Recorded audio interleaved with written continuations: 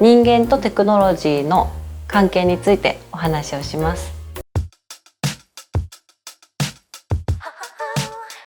まず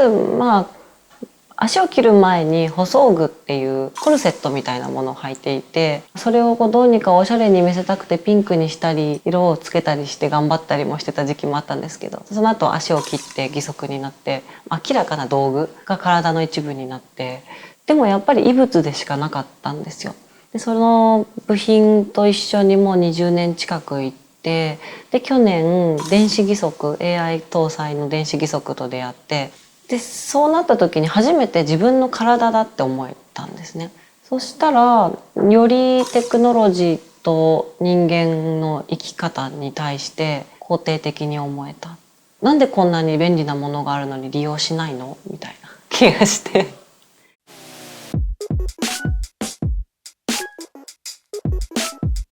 そもそもでも 100% 肯定するならば、なんでそれが生まれたのか、どうしてっていうことも含めて理解しなきゃいけないなとは思いますね。パソコンもその戦争の暗号技術を解読するのにスーパーコンピューターができてきてとか、義足とか福祉の発展もやっぱ戦争の技術だったりするので、そうしてどうやって人間が手段を得てきたか、現代生きてる私たちがどうそのテクノロジーと向き合って使っていくかっていうのをちゃんと分かった上で、しかもその使い方は 100% のポテンシャルを引き出せる使い方をしましょうとは思います。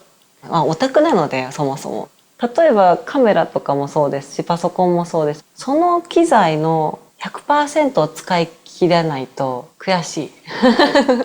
なんでカメラも、説明書全部読んで覚えて、結局どんな道具も人間が作ったものなので人間の体が起点だと思うんですよ。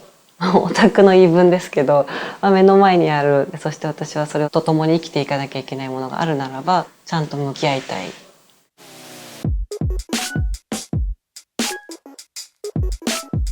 ただフィルムは私も針と糸の制作をしていたけど、娘が生まれてから一瞬ちょっと針と糸を片付けて危ないんで食べちゃったりすると、だから一回封印してたんですね。でその間残ったのがカメラで、オブジェは作れないカメラがある。で娘は毎日毎日成長していく。この一瞬をどうやって残せばいいんだろう。デジタルでは撮ってたけどやっぱ違う気がする。やっぱデータのビットの点でしかないっていうのは虚しく感じちゃって、でじゃあフィルムで撮ろうかなって。フィルムってやっぱりその場にあった光がレンズを通して化学反応でそこに残った、そしてオブジェとしてフィルムがある。それからずっとフィルムを選ぶようになって、で最初は娘は撮ってたんですけど、だんだん作品もフィルムで撮るようになっちゃって、ただそのプロジェクトを通してこの電子義足と出会って、その時々やっぱり自分の都合で選んでいいんじゃないかなって思えるようにもなってきて、デジタルでもまた最近撮るようになりました。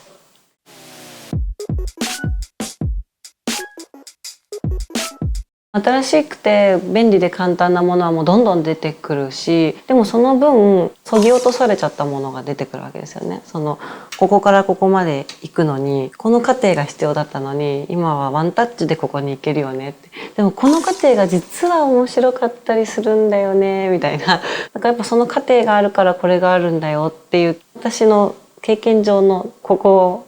ぜひみんなに経験してほしいって思います。